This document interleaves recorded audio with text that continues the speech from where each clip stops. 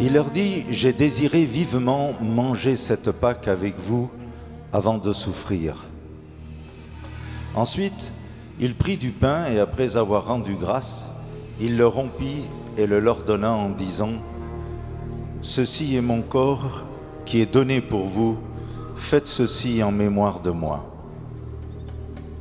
Il prit de même la coupe après le souper et la leur donna en disant, « Cette coupe est la nouvelle alliance en mon sang qui est répandue pour vous. »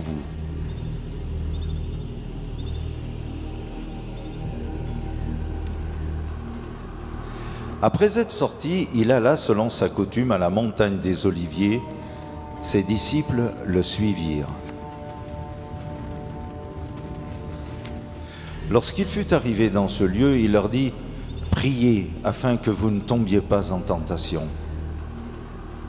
Puis il s'éloigna d'eux à la distance d'environ un jet de pierre, et s'étant mis à genoux, il pria, disant, « Père, si tu voulais éloigner de moi cette coupe, toutefois, que ma volonté ne se fasse pas, mais la tienne. »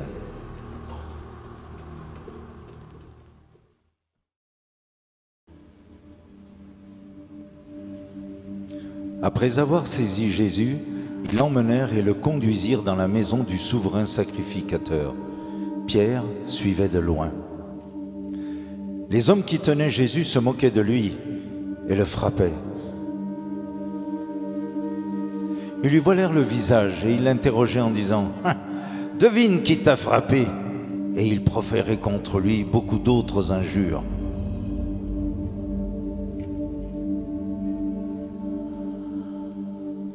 Ces événements dramatiques rapportés par les évangiles avaient été annoncés plus de 700 ans auparavant par le prophète Ésaïe.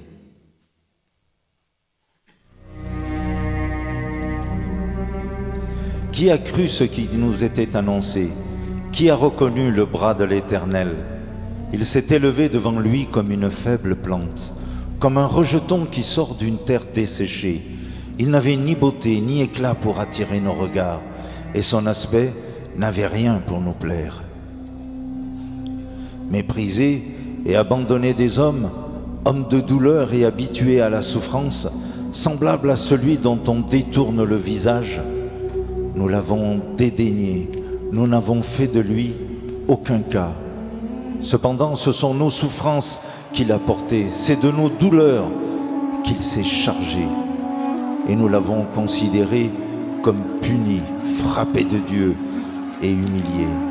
Mais il était blessé pour nos péchés, brisé pour nos iniquités. Le châtiment qui nous donne la paix est tombé sur lui, et c'est par ses meurtrissures que nous sommes guéris. Après s'être ainsi moqué de lui, ils lui ôtèrent la pourpre, lui remirent ses vêtements et l'emmenèrent pour le crucifier.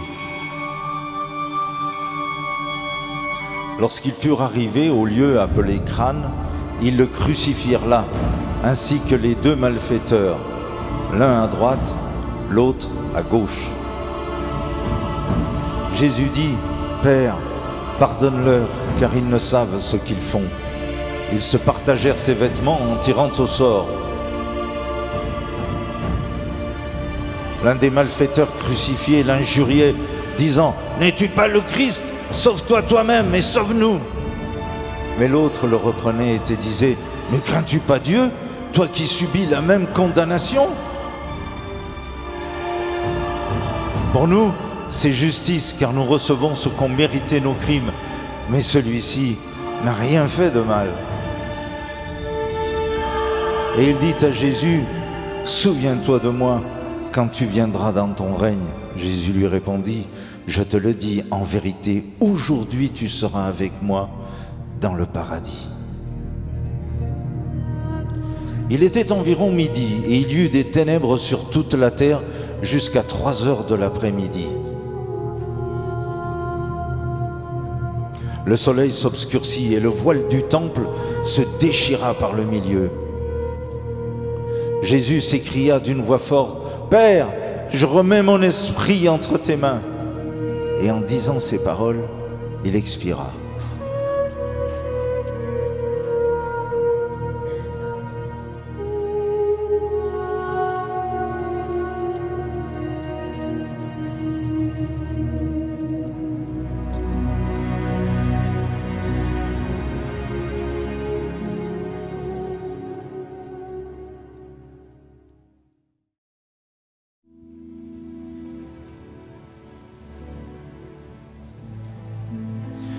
Joseph d'Arimathée le descendit de la croix, l'enveloppa d'un linceul et le déposa dans un sépulcre taillé dans le roc où personne n'avait été encore mis. C'était le jour de la préparation et le sabbat allait commencer. Les femmes qui étaient venues de la Galilée avec Jésus accompagnèrent Joseph, virent le sépulcre et la manière dont le corps de Jésus y fut déposé.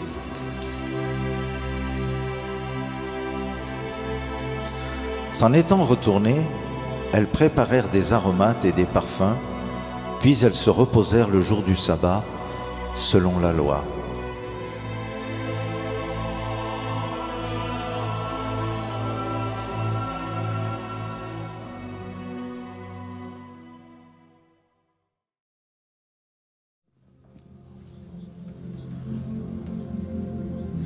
Le premier jour de la semaine, elles se rendirent au sépulcre de grand matin, portant les aromates qu'elles avaient préparés.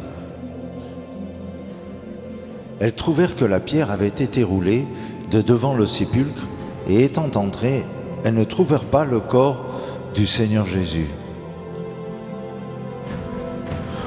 Comme elles ne savaient que penser de cela, voici, 2 hommes leur apparurent en habits resplendissants. Saisies de frayeur, elles baissèrent le visage contre terre, mais ils leur dirent « Pourquoi cherchez-vous parmi les morts celui qui est vivant?